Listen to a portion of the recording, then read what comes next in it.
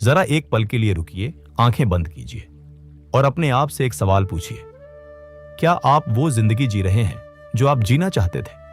यह सवाल बड़ा सरल लगता है, लेकिन इसका जवाब कभी कभी इतना गहरा होता है कि आत्मा हिल जाती है।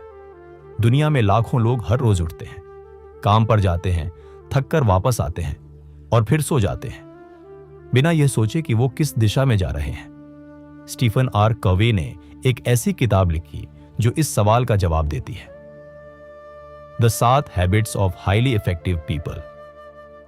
यह किताब सिर्फ सफलता की तकनीक नहीं सिखाती, बल्कि यह आपको एक ऐसा आईना दिखाती है जिसमें आप अपना असली चेहरा देख सकते हैं।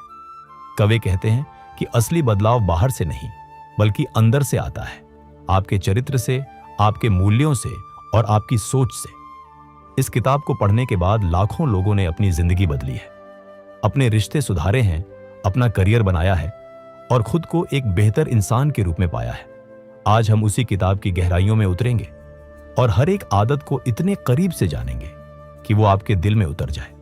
तो चलिए इस अद्भुत सफर की शुरुआत करते हैं, एक ऐसे सफर की जो आपको बाहर की दुनिया नहीं, बल्कि अपने अंदर की दुनिया से मिलाएगा।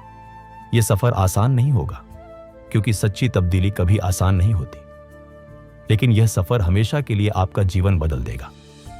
और शायद यही वो पल है जब आपकी असली जिंदगी शुरू होती है। कवे अपनी किताब की शुरुआत एक बहुत जरूरी बात से करते हैं।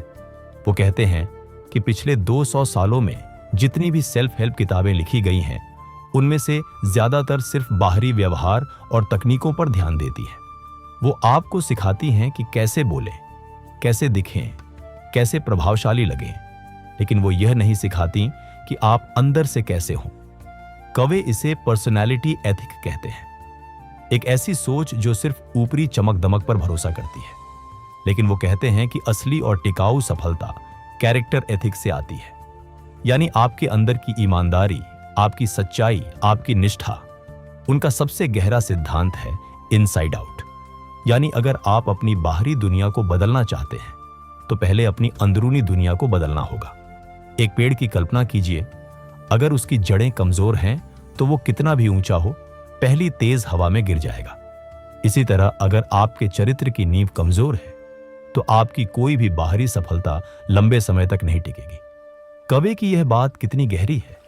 हम सालों तक दूसरों को प्रभावित करने की कोशिश करते हैं, जबकि असल जरूरत खुद को बेहतर बनाने की होती है।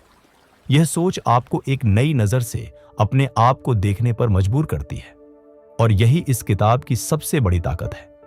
जब आप अपनी जड़ें मजबूत करते हैं तो तूफान भी आपको नहीं डिगा सकता। कवि एक बहुत ही दिलचस्प कहानी सुनाते हैं। एक आदमी सबवे में बैठा है और उसके बच्चे बहुत शोर मचा रहे हैं, इधर उधर दौड़ रहे हैं और बाकी यात्री परेशान हो रहे हैं। वो आदमी बस खिड़की से बाहर देख रहा है, जैसे उसे कोई फर्क नहीं। कवि उस आदमी से कहते हैं कि भाई जरा अपने बच्चों को संभालो। वो आदमी एक लंबी सांस लेता है और कहता है, माफ कीजिए, हम अभी अस्पताल से आ रहे हैं, इनकी मां 1 घंटे पहले गुजर गई।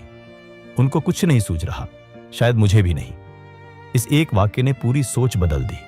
जो गुस्सा था वो सहानुभूति में बदल गया, जो परेशानी थी वो दुख में बदल गई। यही है पैराडाइम शिफ्ट, एक ऐसा पल जब आपका नजरिया पलट जाता है और दुनिया अचानक अलग नजर आने लगती है।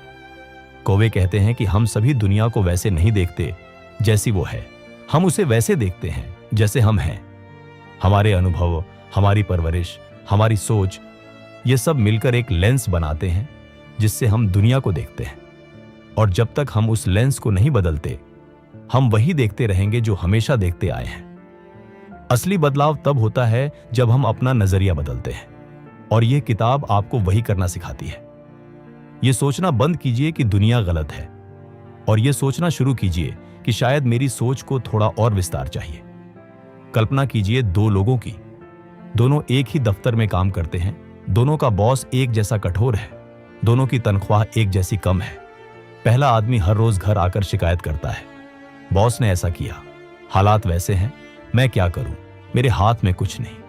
दूसरा आदमी उसी रात बैठकर सोचता है, मैं इस सिचुएशन में क्या बदल सकता हूं, मेरे पास कौन से विकल्प हैं, मैं कल क्या अलग करूंगा। कवे कहते हैं, पहला आदमी रिएक्टिव है और दूसरा प्रोएक्टिव। रिएक्टिव लोग अपनी जिंदगी को सर्कमस्टांसेस के हवाले कर देते हैं। उनकी खुशी मौसम पर, लोगों के व्यवहार पर और हालात पर निर्भर होती है। प्रोएक्टिव लोग जानते हैं कि उनके पास एक ऐसी शक्ति है जो कोई नहीं छीन सकता, और वो है उनकी रिस्पॉन्स चुनने की आजादी। कवे कहते हैं कि हर स्टिमुलस और रिस्पॉन्स के बीच एक स्पेस होती है, और उसी स्पेस में आपकी असली आजादी छुपी है। जब कोई आपको गाली दे, आप तय करते हैं कि कैसे रिएक्ट करना है। यह आपका अधिकार है। विक्टर फ्रैंकल, जिन्होंने नाजी कंसेंट्रेशन कैंप में समय बिताया, उन्होंने भी यही कहा, वो सब कुछ छीन सकते हैं, लेकिन मेरी एटीट्यूड चुनने की आजादी नहीं। प्रोएक्टिव होना यह नहीं कि आप कभी दुखी ना हो, यह है कि आप जानते हो कि दुख के बावजूद आप कदम बढ़ा सकते हैं। आज से अपनी भाषा बदलिए। मुझे करना है कि जगह मैं करूंगा कहिए। मैं नहीं कर सकता की जगह मैं चूज नहीं करता कहिए। यही छोटी सी भाषा की तब्दीली आपकी पूरी सोच बदल देगी और आपको अपनी जिंदगी का असली मालिक बनाएगी। कवे एक बहुत ही असाधारण कल्पना के साथ दूसरी आदत की शुरुआत करते हैं। वो कहते हैं कि जरा सोचिए कि आप किसी के अंतिम संस्कार में जा रहे हैं। आप वहां पहुंचते हैं, चारों तरफ फूल हैं, लोग बैठे हैं, शांत माहौल है, और जब आप आगे बढ़ते हैं तो देखते हैं कि वो व्यक्ति आप खुद हैं। यह आपका अपना अंतिम संस्कार है। और अब सोचिए, आप चाहते हैं कि वहां बैठे लोग आपके बारे में क्या कहें। आपके बच्चे, आपके दोस्त, आपके सहकर्मी, वो आपको किस तरह याद करें। यही है begin with the and in mind, यानी हर काम शुरू करने से पहले उसका अंत तय करो। कवे कहते हैं कि बहुत से लोग बहुत व्यस्त रहते हैं, लेकिन वो यह नहीं जानते कि वो जिस सीढ़ी पर चढ़ रहे हैं वो सही दीवार पर लगी है या नहीं। मेहनत तो हो रही है, लेकिन दिशा गलत है, और यही सबसे बड़ी त्रासदी है। इसीलिए कवे कहते हैं कि अपना पर्सनल मिशन स्टेटमेंट लिखिए, यानी एक ऐसा वाक्य जो बताए कि आप किसके लिए जी रहे हैं, आपकी प्राथमिकताएं क्या हैं और आप किस तरह का इंसान बनना चाहते हैं। यह मिशन स्टेटमेंट आपका मॉरल कंपेस बन जाता है। जब भी जिंदगी की भागदौड़ में आप खो जाए, यह आपको वापस सही रास्ते पर लाता है। जो लोग अपनी मंजिल जानते हैं वो कभी भटकते नहीं, और जो नहीं जानते वो जिंदगी भर चलते रहते हैं बिना कहीं पहुंचे। आज रुकिए, अपने आप से पूछिए, मेरी जिंदगी का असली मकसद क्या है और क्या मैं उस दिशा में जा रहा हूं। एक बार एक प्रोफेसर ने क्लास में एक बड़ा जार रखा। उसमें बड़े बड़े पत्थर भरे, फिर छोटे कंकड़ डाले, फिर रेत डाली और अंत में पानी, और सब कुछ अंदर आ गया। फिर उन्होंने कहा, अगर हम पहले रेत और कंकड़ डालते तो बड़े पत्थरों के लिए जगह नहीं बचती। यही है कवे की तीसरी आदत का सार, पुट फर्स्ट थिंग्स फर्स्ट। जिंदगी में सबसे जरूरी काम वो होते हैं जो अर्जेंट नहीं लगते, जैसे स्वास्थ्य, रिश्ते, सपने, आत्मविकास। और सबसे कम जरूरी काम वो होते हैं जो बहुत अर्जेंट लगते हैं, जैसे व्हाट्सएप नोटिफिकेशंस, बेकार मीटिंग्स और दूसरों की अर्जेंट प्रॉब्लम्स। कवे एक टाइम मैनेजमेंट मैट्रिक्स देते हैं जिसमें 4 क्वाड्रेंट्स हैं। क्वाड्रेंट 1 में वो काम है जो अर्जेंट और इंपॉर्टेंट दोनों है, जैसे कोई मेडिकल इमरजेंसी। क्वाड्रेंट 2 में वो काम है जो इंपॉर्टेंट है लेकिन अर्जेंट नहीं, जैसे प्लानिंग, रिश्ते बनाना, सीखना। क्वाड्रेंट 3 में वो काम है जो अर्जेंट लगते हैं लेकिन इंपॉर्टेंट नहीं, जैसे ज्यादातर फोन कॉल्स। और क्वाड्रेंट 4 में वो काम है जो न अर्जेंट है न इंपॉर्टेंट, जैसे टाइम वेस्ट एक्टिविटीज। कवे कहते हैं कि हाईली इफेक्टिव लोग ज्यादातर समय क्वाड्रेंट 2 में बिताते हैं। वो आज के अर्जेंट को नहीं बल्कि कल के इंपॉर्टेंट को प्रायोरिटी देते हैं। आज से एक काम कीजिए, हर शाम अपने कल के 3 सबसे इंपॉर्टेंट काम लिखिए और उन्हें पहले करिए। धीरे धीरे आप पाएंगे कि जिंदगी में क्लैरिटी आ रही है, स्ट्रेस कम हो रहा है और आप वो काम कर रहे हैं जो सच में मायने रखते हैं। कवि की पहली 3 आदतें प्राइवेट विक्ट्री की थी, यानी खुद को जीतना, खुद को समझना और खुद को मैनेज करना। अब शुरू होती है पब्लिक विक्ट्री, यानी दूसरों के साथ कैसे जीते। और इसकी शुरुआत होती है एक बड़ी ही सुंदर सोच से, इमोशनल बैंक अकाउंट। कवे कहते हैं कि हर रिश्ते में एक इनविजिबल बैंक अकाउंट होता है। जब भी आप किसी का वादा निभाते हैं, उसकी बात ध्यान से सुनते हैं, उसकी जरूरत में काम आते हैं, तो आप उस अकाउंट में डिपॉजिट करते हैं। और जब आप वादा तोड़ते हैं, बेरुखी से पेश आते हैं या किसी को इग्नोर करते हैं, तो आप विथड्रॉवल करते हैं। जब अकाउंट में बैलेंस अच्छा हो तो रिश्ता मजबूत होता है, भरोसा होता है, प्यार होता है, समझ होती है। लेकिन जब बैलेंस खाली हो जाए तो एक छोटी सी गलती भी रिश्ता तोड़ सकती है। सोचिए, आपने आज किन रिश्तों में डिपॉजिट किया और किन में विथड्रॉवल लिया। बहुत से लोग अपने करियर में इतने बिजी हो जाते हैं कि वो सबसे जरूरी रिश्तों का अकाउंट खाली कर देते हैं, और जब उन्हें उन रिश्तों की जरूरत होती है तो कुछ बचता नहीं। यह मेटाफोर इतना सरल है लेकिन इतना गहरा है कि आप हर बार किसी से मिलने पर सोचेंगे, क्या मैं इस रिश्ते में दे रहा हूं या सिर्फ ले रहा हूं। जो लोग देना सीख जाते हैं उन्हें कभी मांगना नहीं पड़ता। एक छोटी सी कहानी है। दो बच्चे एक संतरे के लिए लड़ रहे थे। दोनों चाहते थे पूरा संतरा। मां ने बीच में काटकर दोनों को आधा आधा दे दिया, लेकिन जब उसने देखा तो एक बच्चे ने गूदा खाया और छिलका फेंक दिया, और दूसरे ने छिलका रख लिया क्योंकि उसे केक के लिए छिलका चाहिए था और गूदा फेंक दिया। यानी एक और क्रिएटिव सॉल्यूशन था जिसमें दोनों पूरी पूरी जरूरत पूरी कर सकते थे, लेकिन किसी ने समझने की कोशिश ही नहीं की। कवे कहते हैं कि ज्यादातर लोग दुनिया को विन लूज की नजर से देखते हैं। अगर तुम जीते तो मैं हारा, और अगर मैं जीता तो तुम हारे। लेकिन हाईली इफेक्टिव लोग विन विन खोजते हैं, एक ऐसा रास्ता जहां दोनों की जरूरतें पूरी हों, दोनों को सम्मान मिले।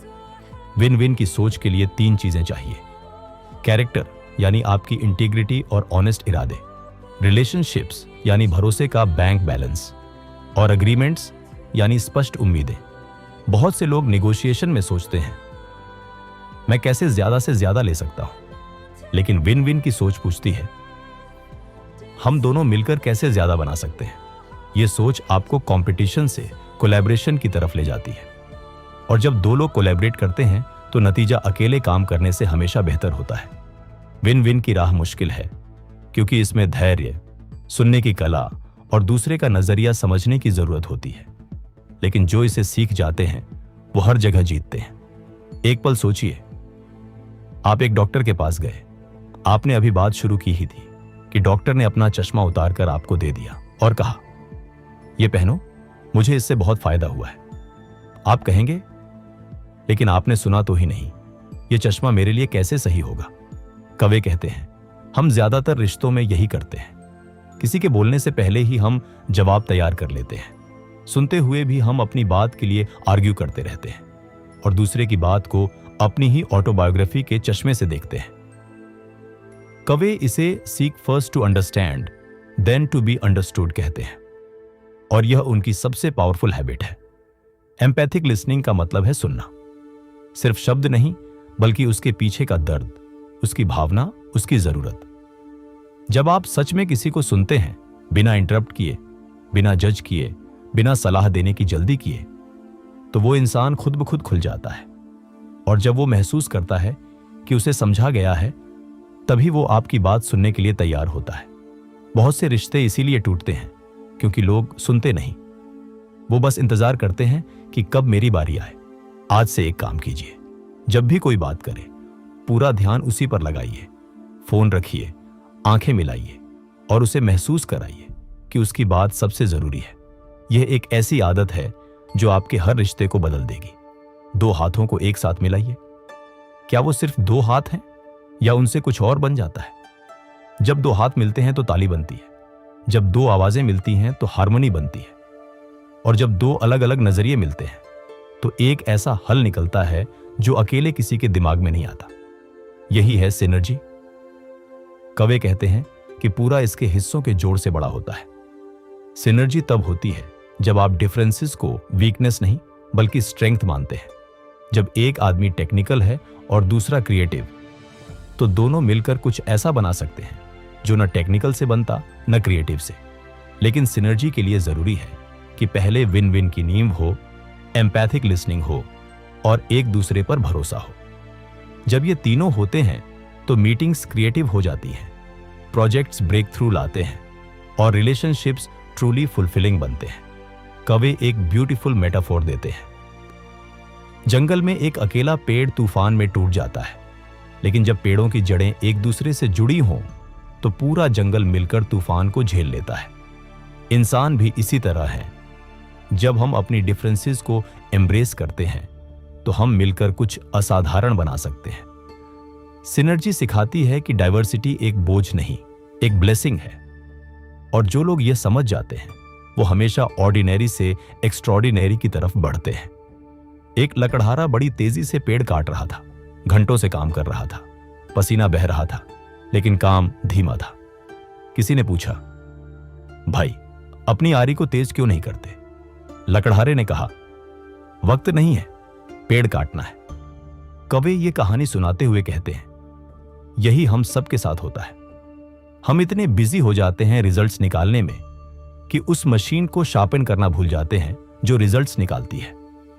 और वो मशीन आप खुद हैं। कवि कहते हैं कि खुद को शार्पन करने के 4 डायमेंशन हैं। पहला, फिजिकल, अपने शरीर का ख्याल रखना, एक्सरसाइज करना, अच्छा खाना, नींद लेना।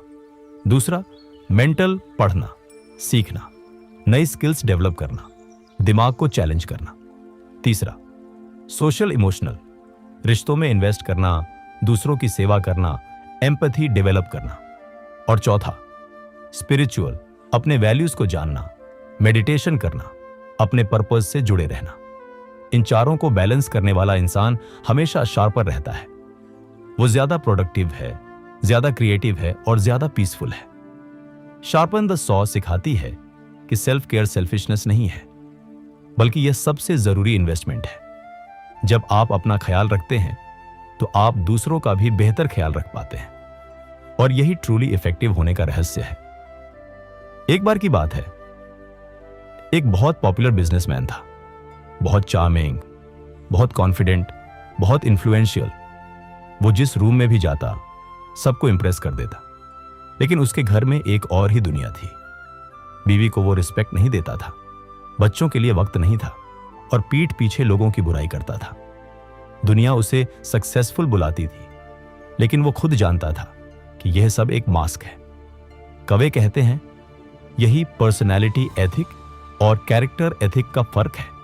पर्सनैलिटी एथिक आपको सिखाती है कि कैसे दिखो, कैसे बोलो, कैसे इंप्रेस करो। कैरेक्टर एथिक कहती है, पहले वो बनो जो तुम दिखना चाहते हो। जब कैरेक्टर और पर्सनैलिटी एक हो जाते हैं, जब आप घर में वही होते हैं जो बाहर है, तब एक असाधारण शांति मिलती है। यह शांति किसी अचीवमेंट से नहीं, किसी अवार्ड से नहीं, बल्कि इंटीग्रिटी से आती है। इंटीग्रिटी का मतलब है कि आपके शब्द और आपके काम एक हों, आपके वैल्यूज और आपके एक्शंस एक हों। जो लोग इंटीग्रिटी के साथ जीते हैं, उन्हें कुछ याद नहीं रखना पड़ता। वो हमेशा एक ही कहानी बोलते हैं, क्योंकि उनके पास एक ही कहानी होती है। यही असली फ्रीडम है, जब आपको कोई मास्क नहीं पहनना पड़ता, जब आप बस खुद हो सकते हैं। एक बहुत ही गहरी बात है जो कवि कहते हैं, अधिकतर लोग एक कंटिन्यूअम पर होते हैं जो डिपेंडेंस से शुरू होकर इंडिपेंडेंस तक जाती है। डिपेंडेंस यानी मुझे दूसरों की जरूरत है, तुम्हें मेरा ख्याल रखना है। इंडिपेंडेंस यानी मैं खुद सब कर सकता हूं, मुझे किसी की जरूरत नहीं। हमारी सोसाइटी इंडिपेंडेंस को सेलिब्रेट करती है। Self made man, I did it my way. ये बातें बड़ी इंस्पायरिंग लगती हैं, लेकिन कवि कहते हैं कि असली ग्रेटनेस का तीसरा लेवल है इंटरडिपेंडेंस। इंटरडिपेंडेंस यानी हम मिलकर जो कर सकते हैं वो मैं अकेले नहीं कर सकता और तुम अकेले नहीं कर सकते। यह वीक होना नहीं है, यह वाइज होना है। सोचिए, क्या कोई अकेला ऑर्केस्ट्रा बजा सकता है? क्या कोई एक आदमी दुनिया बदल सकता है? इतिहास के हर महान काम के पीछे एक टीम होती है, एक नेटवर्क होता है जिसमें लोग एक दूसरे की स्ट्रेंथ को मल्टीप्लाई करते हैं। प्राइवेट विक्ट्री आपको इंडिपेंडेंट बनाती है और यह जरूरी है, लेकिन पब्लिक विक्ट्री आपको इंटरडिपेंडेंट बनाती है और यह ट्रांसफॉर्मेशनल है।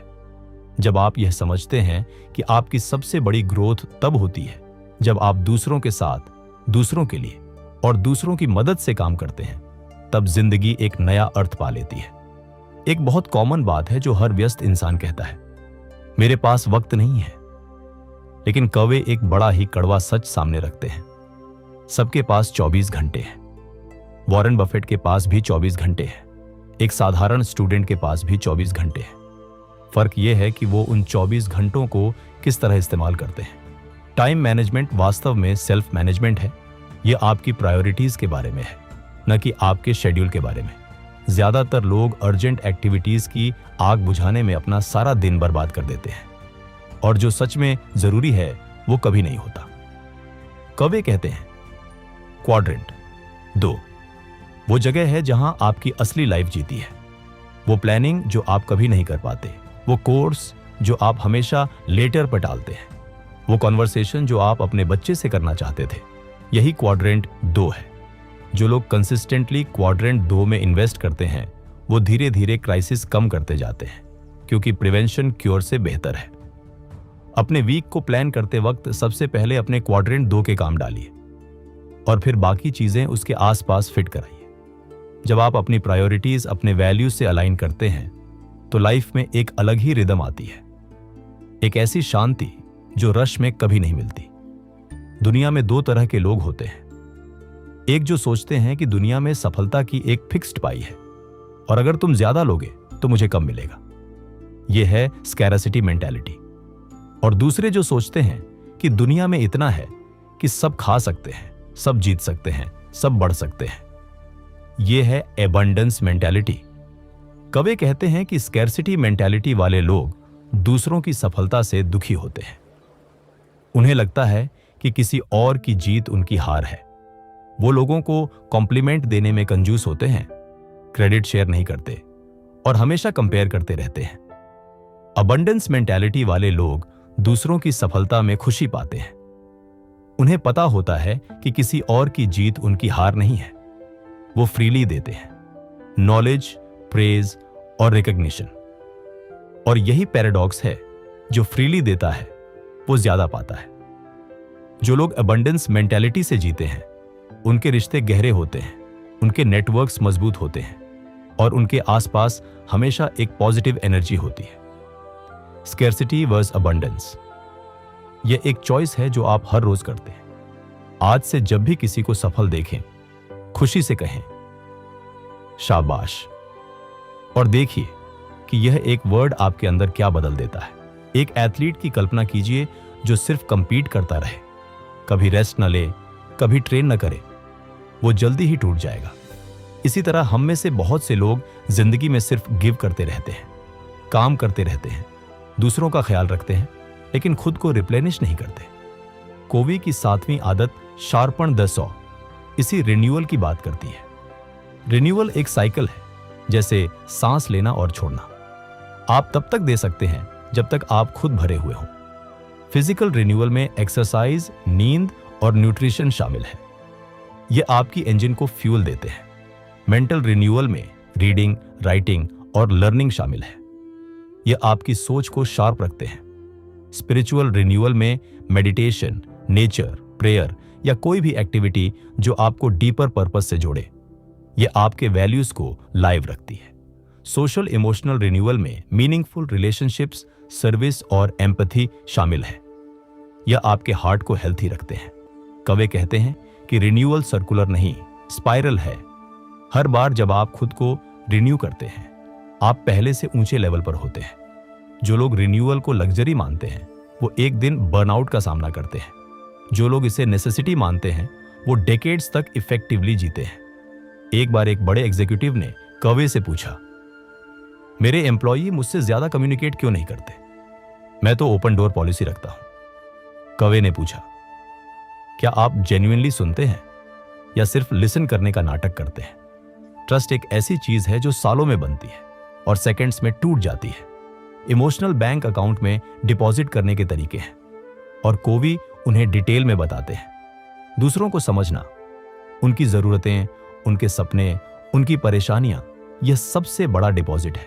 छोटी छोटी बातों का ध्यान रखना, जन्मदिन याद रखना, कोई जरूरत पूरी करना, ये स्मॉल डिपॉजिट्स लॉन्ग टर्म में बड़ा बैलेंस बनाते हैं। वादा निभाना, जब आप कहते हैं करूंगा तो करना, यह ट्रस्ट की सबसे मजबूत नींव है। उम्मीदों को क्लियर करना, बहुत से रिश्ते इसीलिए टूटते हैं क्योंकि एक्सपेक्टेशंस कम्युनिकेट नहीं हुई थी। पर्सनल इंटीग्रिटी, दूसरों के बारे में उनकी गैर मौजूदगी में वही कहना जो उनके सामने कहेंगे। और जब कोई गलती हो जाए, माफी मांगना। एक सिंसियर माफी एक बड़ा डिपॉजिट है। जो रिश्ते ट्रस्ट पर खड़े होते हैं वो तूफान में भी नहीं टूटते, और यही जिंदगी का सबसे बड़ा खजाना है। कल्पना कीजिए कि आप एक लंबी ड्राइव पर निकले हैं, बिना जीपीएस के, बिना मैप के, बिना डेस्टिनेशन के, बस ड्राइव करते जा रहे हैं। कुछ देर में एक्साइटमेंट होगी, फिर कंफ्यूजन, फिर फ्रस्ट्रेशन, फिर एग्जॉस्शन। ज्यादातर लोगों की जिंदगी ऐसी ही है। वो बस मूव कर रहे हैं बिना किसी क्लियर डेस्टिनेशन के। कवे कहते हैं कि आपका पर्सनल मिशन स्टेटमेंट आपका इंटरनल जीपीएस है। इसे लिखने के लिए गहरे सवालों से गुजरना होता है। मेरी कोर वैल्यूज क्या हैं? मैं किसके लिए जीना चाहता हूं? मेरी लेगेसी क्या होगी? मैं अपने बच्चों, दोस्तों और समाज को क्या देकर जाना चाहता हूं? जब आप इन सवालों के जवाब ढूंढते हैं तो एक क्लैरिटी आती है जो बाहर से नहीं आती। कंपनीज के पास विजन स्टेटमेंट्स होते हैं, वो तय करती हैं कि हम कहां जाना चाहते हैं। लेकिन क्या आपके पास अपनी जिंदगी के लिए एक पर्सनल विजन है? जो लोग अपने वैल्यूज को जानते हैं वो कभी टेम्पटेशन में नहीं फंसते, क्योंकि उन्हें पता होता है कि short term pleasure long term purpose को हार्म कर सकता है। आज रात एक काम कीजिए, एक कागज पर लिखिए कि आप 80 साल की उम्र में पीछे मुड़कर देखते हुए किस जिंदगी पर गर्व करना चाहते हैं, और उसे अपने हर फैसले का कंपास बना लीजिए। एक बांस की कहानी है। आप एक बांस का बीज लगाते हैं, उसे पानी देते हैं, खाद देते हैं, और पहले साल कुछ नहीं होता, दूसरे साल भी कुछ नहीं, तीसरे साल भी कुछ नहीं, चौथे साल भी कुछ नहीं, लेकिन 5वें साल में वो बांस 90 फीट ऊपर उठ जाता है, महज 6 हफ्तों में। क्या यह 6 हफ्तों में हुआ? नहीं, उन 4 सालों में जड़ें बन रही थी, गहरी और मजबूत। कवे कहते हैं कि कैरेक्टर बदलना ऐसा ही है। आप एक दिन में इन 7 आदतों को नहीं सीख सकते। यह एक कंटिन्यूअस जर्नी है जो कंसिस्टेंसी और पेशेंस मांगती है। पहले आप कॉन्शियसली इनकॉम्पिटेंट होते हैं, यानी जानते हो कि क्या सही है लेकिन कर नहीं पाते। फिर कॉन्शियसली कॉम्पिटेंट, जानते हो और कोशिश करते हो। और फिर अनकॉन्शियसली कॉम्पिटेंट, यह हैबिट बन जाती है, आपका स्वभाव बन जाती है। चेंज कभी लिनियर नहीं होती। आगे बढ़ते हैं, फिर पीछे आते हैं, फिर आगे, लेकिन जो रुकते नहीं वो जरूर पहुंचते हैं। सबसे बड़ी गलती जो लोग करते हैं वो ये है कि वो 1 हफ्ते तक कोशिश करते हैं और जब नतीजा नहीं दिखता तो छोड़ देते हैं। लेकिन जो जड़ें बनाना जानते हैं वो जानते हैं कि असली ग्रोथ दिखती नहीं, महसूस होती है, और एक दिन वो सबके सामने 90 फीट ऊपर चले जाते हैं। और अब हम उस जगह पहुंचे हैं जहां से यह सफर एक नई शुरुआत बन जाता है। स्टीफन आर कोवे ने यह किताब लिखकर सिर्फ 7 रूल्स नहीं दिए, उन्होंने एक पूरा फिलॉसफी दिया, एक जीने का तरीका दिया। उन्होंने हमें याद दिलाया कि हम अपनी जिंदगी के ऑथर हैं। हम चूज कर सकते हैं कि कैसे रिएक्ट करें, कहां जाए, किसके साथ जाए और क्यों जाए। ये 7 आदतें सिर्फ बिजनेस या कैरियर के लिए नहीं है, यह हर रिश्ते के लिए है, हर सपने के लिए है, हर रात की नींद के लिए है। जब आप खुद से पूछते हैं क्या आज मैंने कुछ मीनिंगफुल किया, प्रोएक्टिव बनिए, क्योंकि आपकी फ्रीडम आपकी रिस्पॉन्स में है। अपना अंत सोचकर शुरुआत कीजिए, क्योंकि डायरेक्शन के बिना कोई डेस्टिनेशन नहीं। पहले को पहले कीजिए, क्योंकि समय वो करेंसी है जो वापस नहीं मिलती। विन विन खोजिए, क्योंकि दुनिया उन्हीं की याद रखती है जो देते हैं। पहले सुनिए, क्योंकि हर इंसान के अंदर एक कहानी है जो सुनी जाने की राह देखती है। सिनर्जी बनाइए, क्योंकि अकेले आप एक पेड़ हो, साथ में जंगल। और हमेशा अपनी आरी तेज करते रहिए, क्योंकि जो रुकता है वो पिछड़ता है। यह किताब आपको एक आईना दिखाती है, और आईने में जो दिखता है उसे बदलने की ताकत सिर्फ आपके हाथ में है। आज रात जब आप सोए तो एक सवाल अपने साथ ले जाइए, कल मैं कौन सा एक कदम उठाऊंगा जो मुझे उस इंसान के करीब ले जाए जो मैं बनना चाहता हूं। और जब वो सुबह आए, उठिए और वो कदम उठाइए, क्योंकि हर महान जिंदगी एक कदम से शुरू होती है।